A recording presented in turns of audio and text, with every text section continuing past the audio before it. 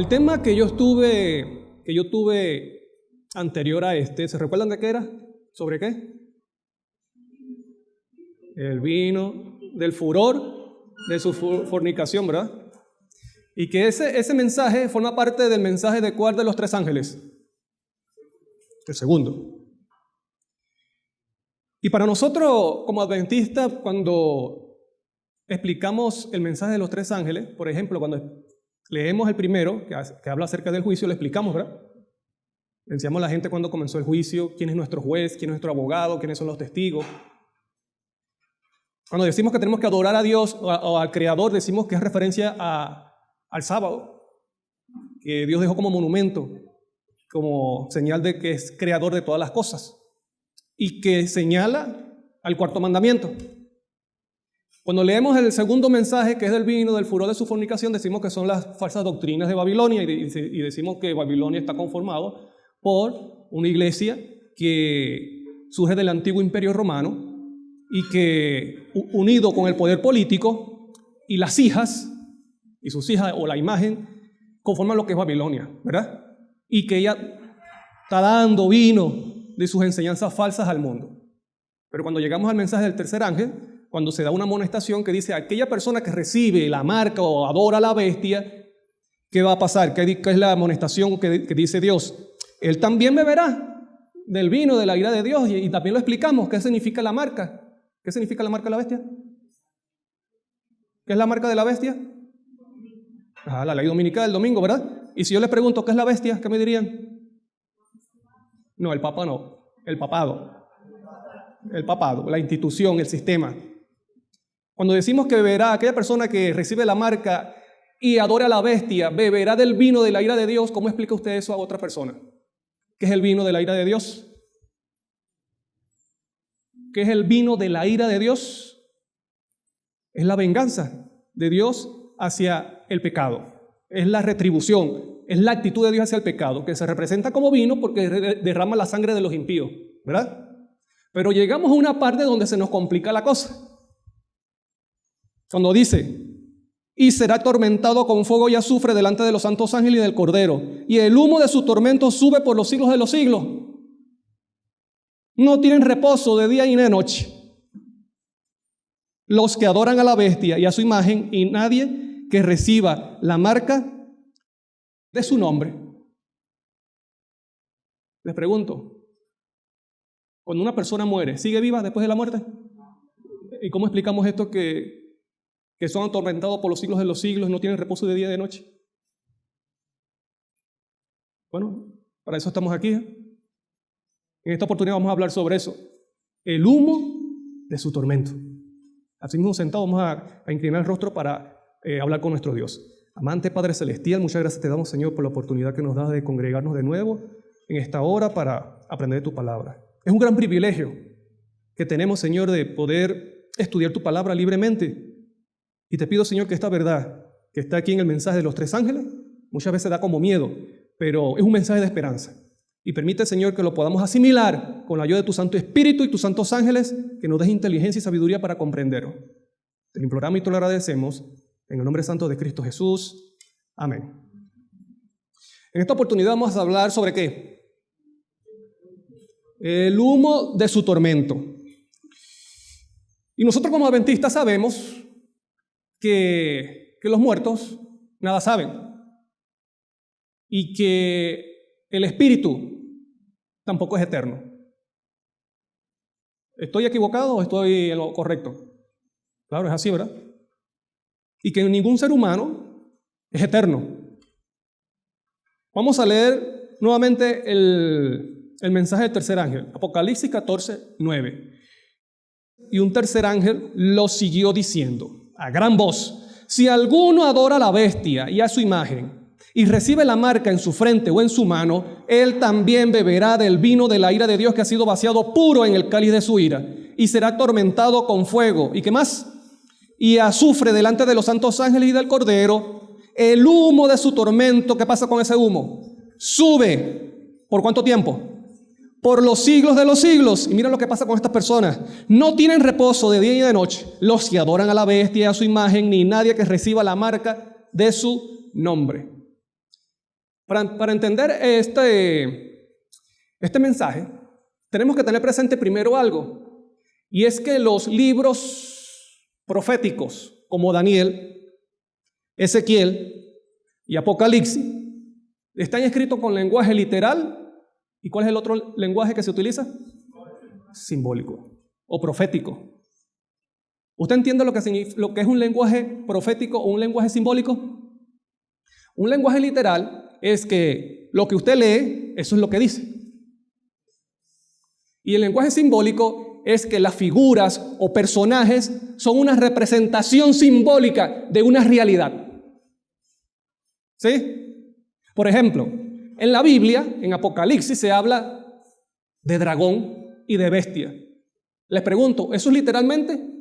¿De que hay un dragón que surge y se levanta unas bestias del mar y de la tierra? ¿Eso es literal? Es simbólico. Si yo les pregunto a ustedes, ¿quién es el dragón? ¿Qué me dirían?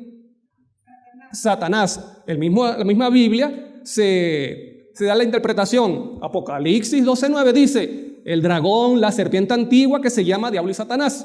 Pero dice que ese dragón se trajo la tercera parte de las estrellas. ¿Eso es literalmente? Simbólicamente. ¿Qué significan las estrellas? Apocalipsis 1:20 dice que las estrellas significan o representan ángeles. Pero cuando hablamos de bestia, ¿está hablando literalmente? Simbólicamente. ¿Y qué representan las bestias? En Daniel 7:23 dice que son reinos e imperios. Y en el Apocalipsis también dice cuando hay aguas, ¿qué representan las aguas? Apocalipsis 17:15 dice que son pueblos, nación, muchedumbre y lenguas. Entonces podemos ver lo que es un lenguaje simbólico y un lenguaje literal, un lenguaje profético. Que esas simbologías representan o enseñan una realidad. Por lo tanto, quiere decir que la muerte eterna también tiene su representación simbólica. ¿O no? Vamos a leer de nuevo el texto. Apocalipsis 14:9 dice, lo siguió diciendo a gran voz, si alguno adora a la bestia a su imagen y recibe la marca en su frente o en su mano, él beberá también del vino de la ira de Dios. No podemos considerar esto como literario. Y este es el problema que le pasa o le sucede a muchos hermanos evangélicos o de otras denominaciones, que no pueden ver lo que es cuando se habla literalmente o simbólicamente, y en este caso acerca de la muerte o de la muerte eterna. Ahora, te pregunto, ¿esa marca es una marca visible en la frente o en la mano? No, está hablando simbólicamente porque el contexto te lo dice, es una bestia, ¿verdad? Adora a la bestia, dice, o la imagen, un poder religioso, así como la bestia, que tiene los mismos caracteres de esta bestia, y hará que se imponga una marca. Y ya ustedes dijeron, efectivamente, que la marca es una imposición de la ley dominical obligatoriamente. Ahora, ¿usted se imagina a Dios vaciando una copa de vino en la tierra? No, eso es simbólicamente. ¿Qué representa? Como dijimos, es la venganza de Dios hacia el pecado, ¿verdad? Por eso que sigue diciendo, y será atormentado con fuego y azufre delante de los santos ángeles de Cordero, y el humo de su tormento sube por los siglos de los siglos. Y miren, hermanos, que está hablando acerca del tiempo del fin, cuando Cristo venga. Pero para entender lo que la Biblia muestra, el simbolismo de la muerte eterna, vamos a ver cómo la Biblia enseña lo que es la muerte, literalmente la muerte eterna. ¿Estamos de acuerdo? Pero para ver cómo la Biblia enseña lo que es la muerte, vamos a ver rápidamente lo que enseña la Biblia, cómo el hombre vino a la vida. ¿Dónde aparece eso? ¿Dónde aparece cuando el hombre viene a la vida? En Génesis, vamos a Génesis. Vamos al libro de Génesis. Vamos a buscar y a leer rápidamente allí. Génesis 2:7 es un versículo muy conocido por nosotros que dice: entonces Jehová formó al hombre del polvo de la tierra y sopló en su nariz aliento de vida, y fue el hombre un ser viviente. En otras versiones dice alma viviente. ¿Qué dos componentes utilizó Dios para crear al hombre?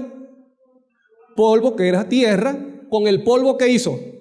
Formó el cuerpo y luego dice que sopló, ¿qué cosa? Aliento de vida. El espíritu, el soplo, hálito. ¿Estamos de acuerdo? El cuerpo está allí de barro, un muñeco de barro está inerte, no tiene pensamiento, no tiene vida, no tiene sangre, no razona. Ahora Dios sopla en él el aliento, el espíritu. ¿Y qué sucede cuando se une el barro, que es el cuerpo, con el aliento de vida? Hay vida. Comenzó Adán a pensar, el corazón comenzó a bombear sangre, comenzó a razonar, a hablar, a ver y a escuchar. Esa es la vida. La unidad de dos cosas, el espíritu, el aliento que proviene de Dios, y el cuerpo, hecho del barro. Ahora vamos a ver lo de la muerte. Vamos a buscar Eclesiastés 12:7. Eclesiastés 12:7 habla acerca de cuando ya el ser humano llega al final de sus días y el sabio Salomón dice que te acuerdes de tu Creador antes que suceda ciertas cosas. Y dice, el versículo 7, Eclesiastés 12:7 dice, antes que el polvo vuelva a la tierra. ¿A qué se está haciendo referencia? Al cuerpo. Hasta que el cuerpo vaya a la tierra como era y el espíritu o el soplo de Dios vuelva ¿a dónde? A Dios. ¿Y qué es eso? Es la muerte, la separación del cuerpo del espíritu. Ahora, ¿hacia dónde se va el espíritu? A Dios que lo dio. ¿Sí? ¿Qué sucede entonces con los pensamientos de la persona cuando muere? En el mismo libro de Eclesiastés, vamos a leer Eclesiastés capítulo 9, versículo 3 en adelante, dice: este mal hay entre todo lo que se hace debajo del sol, que un mismo suceso acontece a todos, y que el corazón de los hijos de los hombres está lleno de mal y de insensatez durante toda su vida, y que después de esto se van con los muertos. Mira lo que dice el versículo 4. Aún hay esperanza para todo aquel que está entre los vivos, pues mejor es perro vivo que un león muerto. ¿Qué puede hacer un león muerto? No hace nada. Pero un perro vivo hace, claro, cuida la casa, me saluda moviendo la cola. Pero un león no hace nada. Entonces el versículo 5 dice: porque los que viven saben que han de morir, pero los muertos nada saben. Ni tienen más recompensa, y su memoria es puesta en el olvido. También perecen su amor, su odio, su envidia, y ya nunca más tendrán parte de todo lo que se hace debajo del sol. ¿Podemos entender lo que es la muerte? ¿Qué es la muerte? Dejar de existir. ¿Pero qué será la muerte eterna? Porque muchas veces se representa la muerte como un sueño. La muerte esta que morimos por un accidente, por una enfermedad. Pero la muerte cuando venga Cristo y tome la venganza contra el pecado, esa es la muerte eterna. Entonces, ¿cómo enseña la Biblia lo que es la muerte eterna? Vamos a buscar Salmo 37. Salmo 37, mira lo que dice el versículo 10. Salmo 37, 10. Si usted tiene la oportunidad, hermano, anote esos versículos para cuando usted enseñe el mensaje de los 3 ángeles a otra persona que cree que el infierno es eterno y que las personas siguen viviendo cuando mueren, para que le muestre estos versículos. Salmo 37, versículo 10 dice: pues dentro de poco no existirá el malo. ¿Qué pasará con el malo? No existirá. Observarás su lugar y ya no estará allí. Vamos al versículo 20. Mas los impíos perecerán, los enemigos de Jehová serán, ¿qué cosa? Consumidos. ¿Están leyendo conmigo? ¿Qué pasará con los impíos? Serán como consumidos, como la grasa de los carneros, se disiparán como el humo. ¿Qué sucede cuando hay un humo? Se desaparece. Está por un momento y después. Y la Biblia dice que así serán los impíos. Mira lo que dice el versículo 38. Mas los transgresores serán todos a una destruidos. La posteridad de los impíos será extinguida. Les pregunto, hermano, ¿la Biblia es clara acerca de lo que es la muerte eterna? Que los impíos serán como consumidos, dejarán de existir y serán extinguidos. ¿Por cuánto? Por siempre. Miren lo que dice Malaquías, el último libro del Antiguo Testamento. Vamos a Malaquías. ¿Qué sucederá con los impíos cuando Cristo venga y del pecado y de la paga por el pecado. Mira lo que dice Malaquías 4, del 1 en adelante, dice: ciertamente viene el día ardiente como un horno. ¿Qué día es ese? El día cuando Jehová pagará por el pecado. Ciertamente viene el día ardiente como un horno, y serán estopa todos los soberbios y todos los que hacen maldad. Aquel día que vendrá los abrazará, dice Jehová de los ejércitos, y no les dejará raíz ni rama. Las ramas son los impíos, aquellas personas que no quisieron obedecer a Dios. ¿Y la raíz quién es? ¿Quién es la raíz del pecado? Satanás. Mira lo que dice aquí, que Satanás también será consumido como estopa. Cuando usted enciende una estopa, ¿esa estopa arde por siempre? No, se consume ya. Mira lo que dice el versículo 2. Mas para vosotros, los que teméis mi nombre, nacerá el sol de justicia, y en sus alas traerá salvación. Saldréis y saltaréis como becerro de la manada, pisotearéis a los impíos, los cuales serán ceniza bajo las plantas de vuestros pies. Eso es cuando venga Jehová y dé la retribución por el pecado. Y él dice que después de esto Dios va a hacer una tierra nueva y un cielo nuevo, como dice Apocalipsis, como termina diciendo Apocalipsis. Les pregunto, este fuego que proviene de Jehová, ¿dónde caerá? ¿Hay un lugar fuera de la tierra donde ese fuego va a estar ardiendo? ¿O la Biblia me enseña que ese fuego caerá aquí en la tierra? Aquí en la tierra. ¿Dónde serán consumidos los impíos? Aquí mismo en la tierra. ¿Y qué quedará de ellos? La ceniza. ¿Me explico? Eso es lo que muestra la Biblia acerca de lo que es la muerte eterna. Dice, serán consumidos y serán ceniza, pero para que deje ceniza tiene que haber consumido materia, ¿verdad? Cuando usted, por ejemplo, quema un palo, ¿queda ceniza? Claro, porque consumió materia. Y ese va a ser cuando se consuma los impíos no van a ser consumidos en espíritu, en el propio cuerpo serán consumidos. Su propio cuerpo será consumido y serán ¿qué? Ceniza al final. Eso es lo que es la muerte, lo que enseña la muerte, lo que enseña la Biblia, lo que es la muerte eterna, literalmente. Ahora vamos a ver cómo la Biblia representa la muerte eterna, pero simbólicamente. Vamos de nuevo a Apocalipsis 14.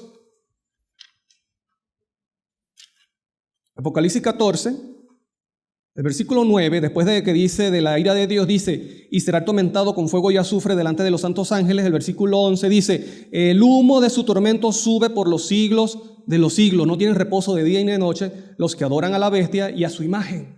Entonces, ¿cómo podemos reconciliar esto? Una parte me dice, serán extinguidos para siempre, pero por otra parte me dice que van a estar sufriendo por la eternidad y no van a tener reposo.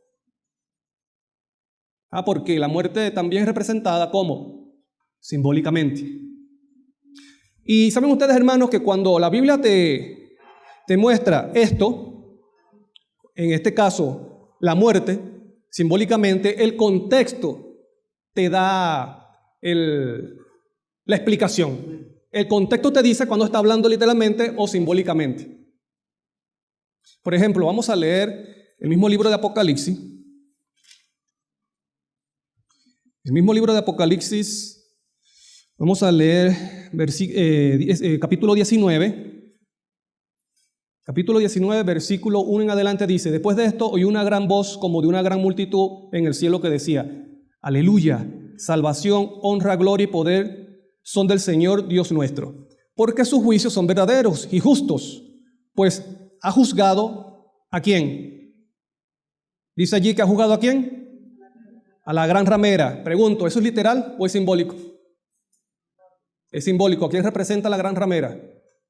A una iglesia apóstata que fornica ¿con quiénes? Apocalipsis 17 lo dice, con los reyes de la tierra. O sea, es un símbolo de una realidad y está hablando simbólicamente. Dice, ha juzgado a la gran ramera que corrompía la tierra con su fornicación. Te pregunto, ¿esa fornicación es literal o es simbólica? Es simbólica. Y sigue diciendo, y ha vengado la sangre de su siervo de la mano de ella. Otra vez dijeron, aleluya, el humo de ella ha de subir por los siglos de los siglos. ¿Eso es literal o es simbólico? Es simbólico porque el contexto te lo dice. El contexto está hablando simbólicamente, te menciona la ramera, te menciona que ha fornicado. Vamos a leer Apocalipsis, capítulo 20. Capítulo 20, versículo 7 en adelante. Dice, cuando los 1000 años se cumplan, Satanás será suelto de su prisión y saldrá a engañar a las naciones que están en los 4 ángulos de la tierra, a Gog y a Magog. Pregunto, ¿Satanás estará literalmente en una prisión o es simbólico? Es simbólico. La tierra estará desolada, oscura, destruida. Por eso dice que será una prisión, porque no tendrá a nadie que engañar. Es simbólicamente.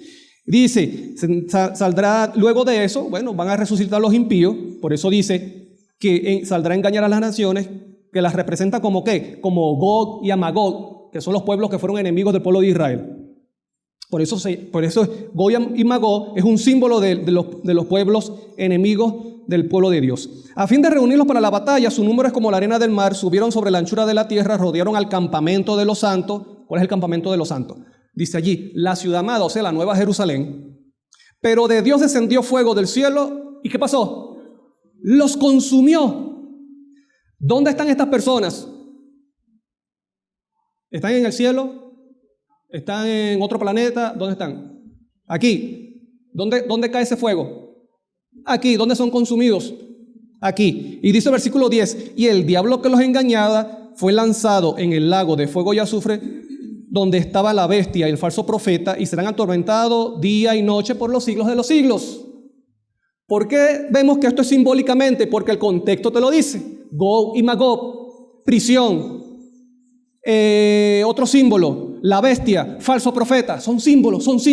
Por eso que serán atormentados, dice aquí, es un símbolo de ¿qué cosa? Muerte eterna. Entonces podemos entender cuando dice el mensaje del tercer ángel que serán atormentados, que su humo sube por los siglos de los siglos. Que no es literalmente, no es que un humo que va a subir, sino que esos impíos serán destruidos, consumidos o extinguidos por la eternidad, no se volverán a levantar. Y lamentablemente muchos hermanos evangélicos no entienden eso. Porque la Biblia enseña que una persona cuando se separa el cuerpo del espíritu no tiene pensamiento, no tiene vida, no siente nada. Pero que la muerte eterna es la separación completamente de Dios y serán consumidos con su fuego eterno. Miren lo que dice, vamos a buscar Génesis 19. Acerca de Sodoma y Gomorra, porque ustedes saben que Sodoma y Gomorra fue consumido con el fuego de Dios, ¿verdad? Génesis 19. Vamos a leer el versículo 28. Génesis 19, 28 dice, miró hacia Sodoma y Gomorra y hacia toda la tierra de aquella llanura y vio que el humo subía de la tierra como el humo de un horno. Dice que Sodoma y Gomorra fue consumida con el fuego de Dios y dice que se levantaba un humo como ¿qué? Como un horno.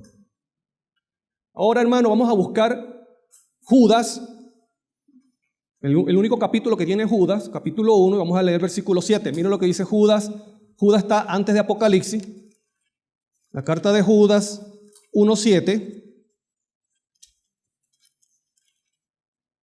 Judas 1:7 dice, también Sodoma y Gomorra y las ciudades vecinas, las cuales de la misma manera que aquellos, habiendo fornicado e ido en pos de vicios contra la naturaleza, fueron puestas, por ejemplo, sufriendo el castigo del fuego eterno.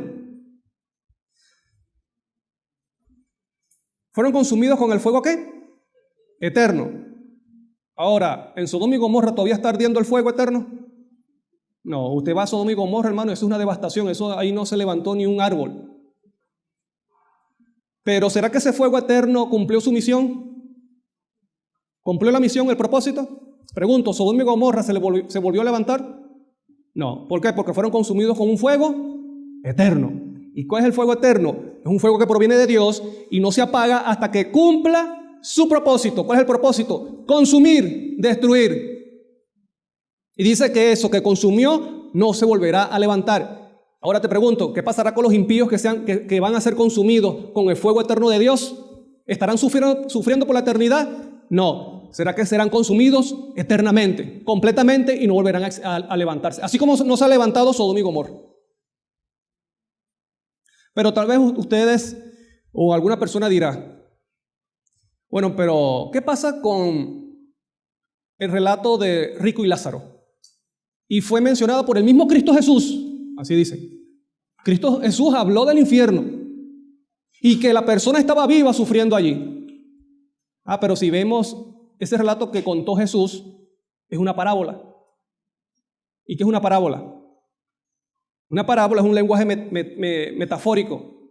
Es tomar algo que no es real para explicar un principio espiritual, una verdad, un principio importante. Por ejemplo, ustedes pueden leer en Jueces 9, cuando Jotán, el pueblo de Israel, quería pedir rey, y Jotán se montó en una montaña, en un cerro, y dice que contó, valga la redundancia, dio un cuento diciendo que los árboles, porque el pueblo de Dios es representado como árbol, ¿verdad? Dice que los árboles comenzaron a hablar y a pedir rey. Y le dijeron a la higuera, le dijeron a la vid, le dijeron hasta a la zarza que si podrían reinar. Entonces, pregunto, ¿los árboles hablan? No. ¿Qué nos enseña esto? Algo irreal para enseñar un principio espiritual. Entonces, ¿qué es lo que quería decir Jotán con esta parábola? Bueno, que no era conveniente, no era una decisión sabia pedir rey, porque el pueblo de Israel, o Dios quería que el único rey que pudiera tener Israel, ¿quién era? Jehová. Y que ellos no fueran como las otras naciones, porque muchas veces los reyes se volvían, traían el pecado y sufrían las consecuencias el pueblo. Entonces, para que veamos lo que es un lenguaje metafórico, vamos a buscar Marcos 9. Miren lo que dice Marcos 9. El Evangelio de San Marcos, capítulo 9. Y vamos a leer desde el versículo 43 en adelante. Marcos 9, 43 en adelante dice: si tu mano te es ocasión de caer, ¿qué dice Cristo? Córtala. Les pregunto, hermano, ¿está hablando literalmente o simbólicamente o metafóricamente? Metafóricamente. Porque si usted tiene problema con la mano, una persona tiene problema con la mano de estar robando o de estar agarrando las cosas que no le pertenecen, el problema no es la mano. ¿Dónde está el problema? En la mente. Se corta la mano, pero sigue robando, ¿o no? Ahora, Cristo está hablando ¿cómo? Metafóricamente. Dice, si tu mano te es ocasión de caer, córtala, porque es mejor entrar en la vida manco que teniendo dos manos e ir al infierno, al fuego que no puede ser apagado. ¡Wow! Cristo dice ahora que un fuego que no puede ser apagado. ¿Será que Cristo está hablando contrario a lo que dicen las Escrituras? No, porque como el contexto te lo dice cortar la mano, cosa que no es literal, es metafóricamente. Por eso que él habla de un infierno que no puede ser apagado. Metafóricamente, ¿qué está hablando? Haciendo referencia simbólicamente a lo que es la muerte eterna. Ahora les pregunto, hermano, ¿una persona va a entrar manco en el cielo? No, porque vamos a recibir un cuerpo nuevo. Podemos ver allí lo que cuando se está hablando literalmente y cuando se está hablando metafóricamente. El siguiente versículo, 44. Donde el gusano de ellos no muere y el fuego nunca se apaga. ¿Qué es lo que está diciendo Jesús aquí? Bueno, aquella persona que atesora pecado y no se separa del pecado va a sufrir del fuego de la ira de Dios, del vino de la ira de Dios, del fuego, y va a ser consumido y no volverá a existir. Eso es lo que está diciendo Cristo. 45. Si tu pie te es ocasión de caer, córtalo, porque mejor te es entrar en la vida cojo que teniendo dos pies y ser arrojado al infierno, al fuego que no puede ser apagado, donde el gusano de ellos no muere y el fuego nunca se apaga. ¿Alguna persona irá a entrar en el cielo sin una pierna? No.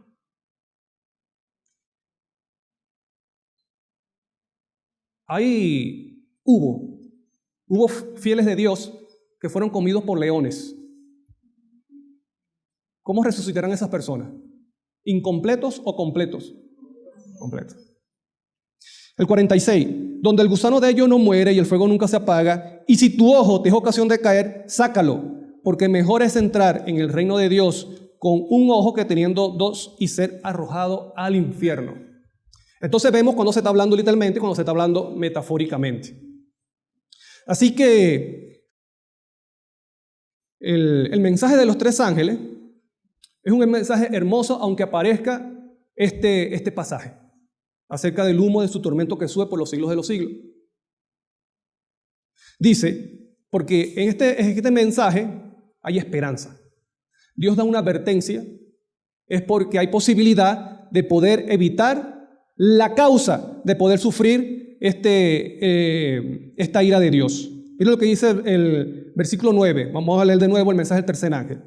Lo siguió diciendo a gran voz: si alguno adora a la bestia y a su imagen y recibe la marca en su frente o en su mano, o sea, obedece a lo que impone este poder político religioso, él también beberá del vino de la ira de Dios, o sea, él también va a recibir de la paga del pecado, que ha sido vaciado puro en el cáliz de su ira, y será atormentado con fuego y azufre delante de los santos ángeles y del Cordero.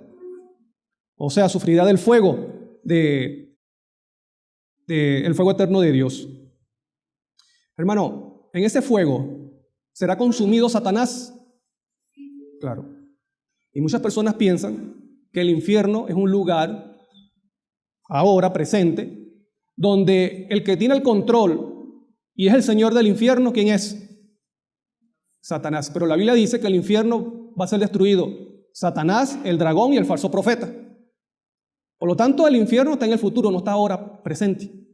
El infierno existe, pero está en el futuro. ¿Y cuál es el infierno? Cuando de Dios desciende fuego y consume el pecado en este mundo. Cuando purifica la tierra del pecado con fuego.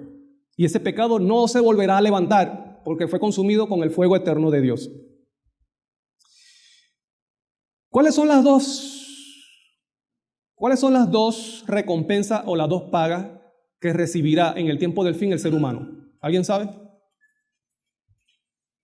¿Cuáles son las dos pagas o las dos recompensas que recibirá el ser humano en el tiempo del fin? Claro. Vamos a buscarlo en Mateo 25. Mateo 25. Mateo 25, versículo 31, habla acerca del juicio de las naciones. Y el versículo 31 dice: cuando el Hijo del Hombre venga en su gloria. ¿Cuándo es eso?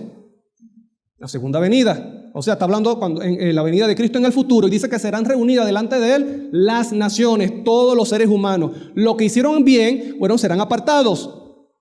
Y mire lo que dice.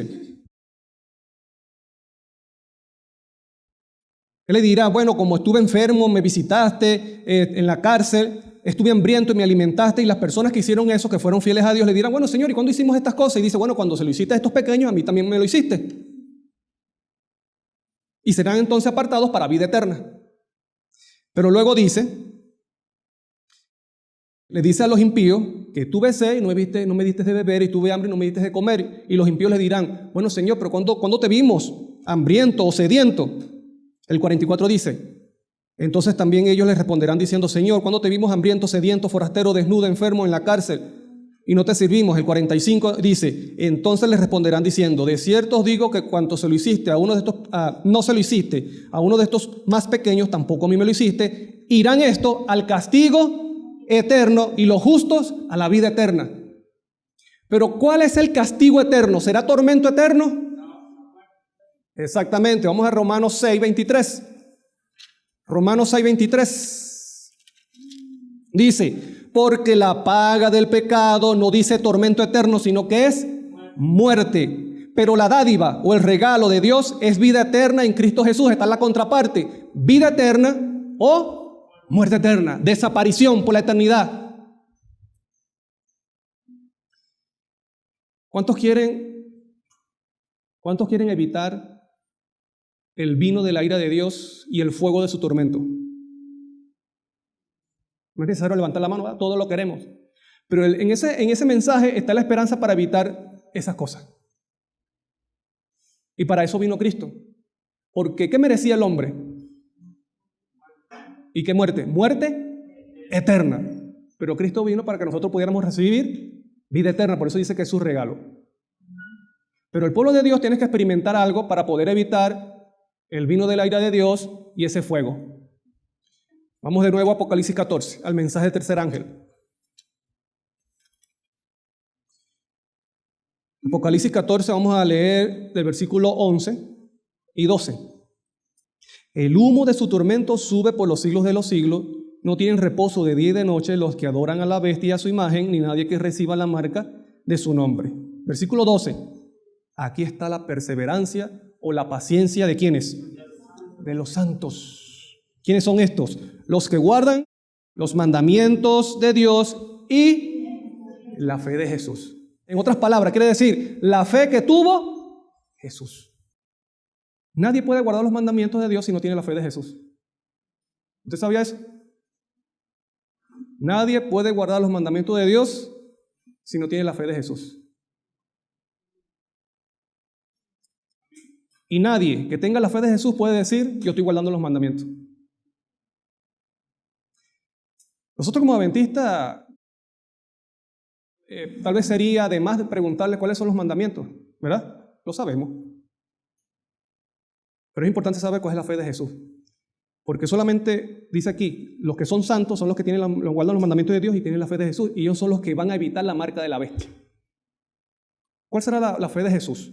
La fe de Jesús es un tema más amplio, pero yo voy a tomar unas características para resumir, y para esto vamos a ir al otro libro que escribió el apóstol Juan.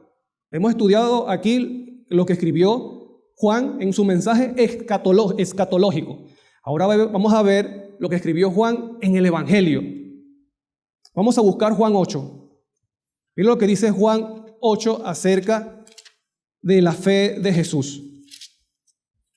El Evangelio de Juan,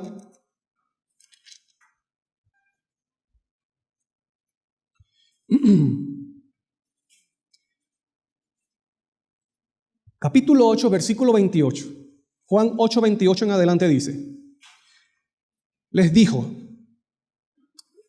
pues Jesús: cuando hayáis levantado al Hijo del Hombre, entonces conoceréis que yo soy, y que nada hago por mí mismo, sino que según me enseñó el Padre, así hablo. Ya estamos viendo algunas de las enseñanzas de la fe de Jesús. Jesús no hablaba por su propia cuenta, sino que hablaba lo que le enseñó ¿quién? El Padre. ¿Por medio de qué? ¿Cómo recibió la enseñanza Cristo? ¿Por medio de qué? La Escritura. ¿Qué tiene que controlar nuestra vida? La Escritura. Así como Cristo también lo hizo. Dice, versículo 29, porque el que me envió conmigo está. No me ha dejado solo el Padre, porque yo hago siempre lo que le agrada. ¿Qué equivale la fe de Jesús? A hacer lo que le agrada ¿a quién? Al Padre Celestial. ¿Estamos de acuerdo? ¿Pero qué es lo que le agrada al Padre? Hay muchas cosas que le agrada al Padre, pero vamos a ver una que mismo se menciona en la misma carta, en el mismo Evangelio de Juan. Él dice, no me ha dejado solo el Padre. Hermano, esa es la fe de Jesús. ¿Cuánto de los creyentes, lo que dicen ser del pueblo de Dios, cuánto cuando pasan por una situación dolorosa, dudan de que Dios está con ellos? ¿Y sabe de dónde proviene la duda? De Satanás. Pero Cristo, a pesar de las aflicciones que tenía, él siguió creyendo que el Padre estaba con él. ¿Y cuál era la causa de eso? Porque Cristo siempre hacía lo que le agradaba al Padre. Si usted, hermano, hace lo que le agrada al Padre, usted tendrá el testimonio y la confirmación de que Dios está con usted. Así como lo tuvo Cristo Jesús. Vamos a mismo Juan, pero ahora capítulo 15. Capítulo 15, versículo 10. Capítulo 15, versículo 10 de Juan dice: si guardáis mis mandamientos, permaneceréis en mi amor, así como yo he guardado los mandamientos de mi Padre y permanezco en su amor. Aquí a veces nosotros tomamos este versículo para decir que el Padre amaba a Cristo porque guardaba sus mandamientos. Lo que está diciendo Cristo aquí es cuando guardamos los mandamientos, nosotros mostramos el amor de Dios, permanecemos en el amor de Dios. Amamos a Dios y amamos a ¿quién más? A nuestro prójimo. Porque el cumplimiento de la ley es ¿qué? Es el amor. Y mira lo que dice Cristo, que así que guardé mis mandamientos, permaneceréis en mi amor. O sea, vas a mostrar mi amor, así como yo he guardado los mandamientos de mi Padre y permanezco en su amor. Una de las características de la fe de Jesús. Es importante los 10 mandamientos. Pero les pregunto, hermano, ¿Cristo guardaba los 10 mandamientos porque era Dios? ¿Por qué? Cristo guardó los mandamientos porque era Dios. El mismo Juan lo dice, capítulo 14, el capítulo anterior. Capítulo 14, versículo 10 dice: ¿no crees que yo soy en el Padre y el Padre en mí? Las palabras que yo os hablo, no las hablo por mi propia cuenta, sino que el Padre que vive en mí, Él hace las obras. ¿Quién hacía las obras en Cristo Jesús? El Padre Celestial. Eso es la fe de Jesús. Cristo, siendo Dios, hermano, no hizo las cosas por su propio poder, sino dependía totalmente del poder del Padre. Y cuando Él hablaba, Él trataba de hablar las palabras que le enseñó ¿quién? Él mismo lo dice, el Padre. ¿Y dónde están esas palabras? En las Santas Escrituras, en el Antiguo Testamento. Esa es la fe de Jesús, una fe en la palabra de Dios.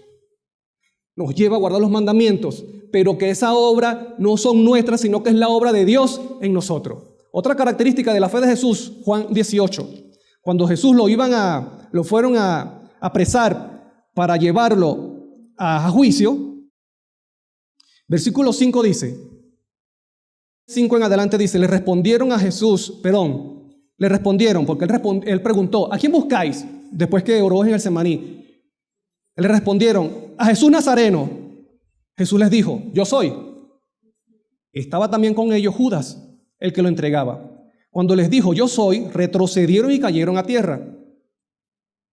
¿Saben ustedes, hermanos, por qué cayeron a tierra? Bueno, además que Cristo mostró un poco de su gloria, Cristo buscaba que ellos se dieran cuenta de que era el Mesías y que desistieran de su plan.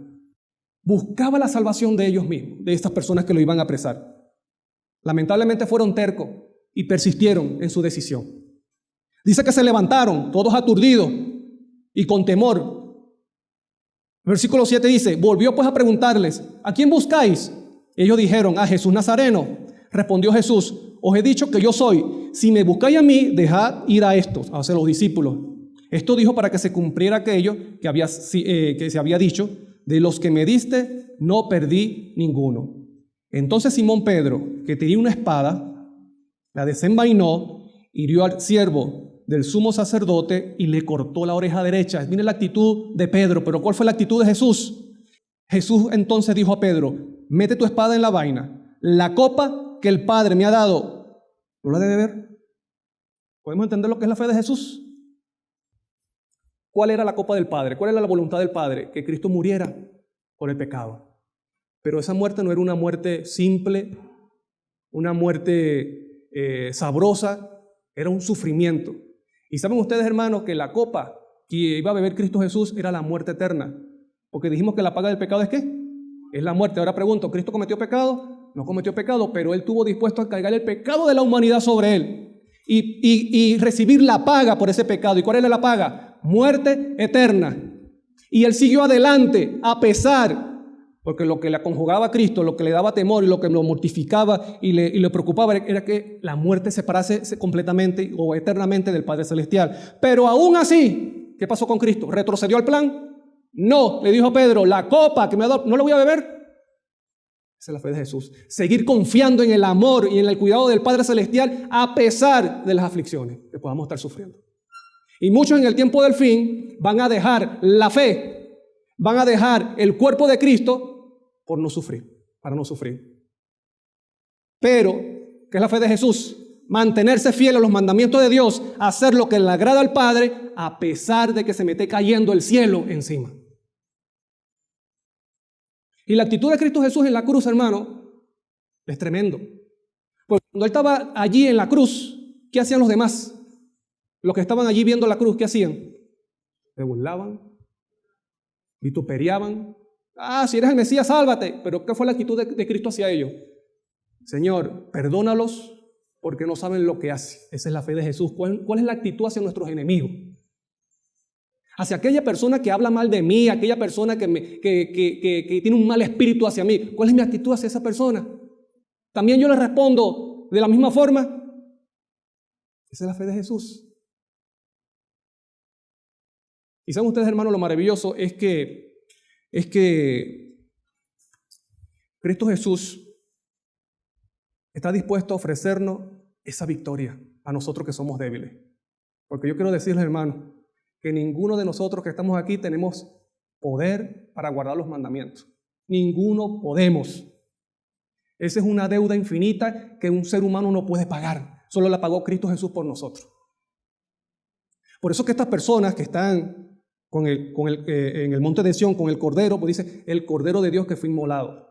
Y Cristo está dispuesto a cargar tu pecado, por eso dice el Cordero de Dios que quita, y para quitarlo Él tuvo que cargar encima, no lo quitó dándole una patada. Lo quitó fue cargando, él cargando en sí la culpa del ser humano. Y está dispuesto, hoy día, está dispuesto a darte esa victoria que la obtuvo Él, a ti también, para que tú tengas esa fe que tuvo Él. Y termino con el versículo que dice el mismo apóstol Juan en Primera de Juan 5. Primera de Juan 5. Mira lo que dice. 4. Porque todo lo que es nacido de Dios vence, ¿qué cosa? Al mundo. Todo lo que es nacido de Dios vence al mundo. Y esta es la victoria que ha vencido al mundo. Nuestra fe. ¿Pero cuál fe? ¿La fe de quién? La fe de Jesús. Si tenemos la fe de Jesús, tendremos la seguridad que no vamos a beber del vino del aire de Dios ni a recibir del fuego de su tormento, sino que vamos a tener la capacidad, hermano, la bendición de que el fuego eterno de Dios podamos estar en la presencia de ese fuego eterno y no nos consumirá. Dice Apocalipsis 15 que los que obtuvieron la victoria sobre la bestia, sobre su marca, la imagen, dice que están sobre un mar, como de cristal, dice, mezclado con fuego, y ahí están cantando y adorando a Dios por la eternidad. El fuego no los consume. Así que, hermano, es oportunidad de desprendernos de todo tipo de pecado y comenzar a vivir la fe de Jesús. Si tenemos la fe de Jesús, hermano, vamos a tener la bendición de que formaremos parte de ese grupo que estará con Dios y con Cristo por la eternidad. Y no seremos de los que serán extinguidos por siempre. ¿Quieres ser tú parte de ese grupo? Vamos a pedirle a Dios en esta hora que nos dé la fe de Jesús. Vamos a colocarnos de rodillas para orar.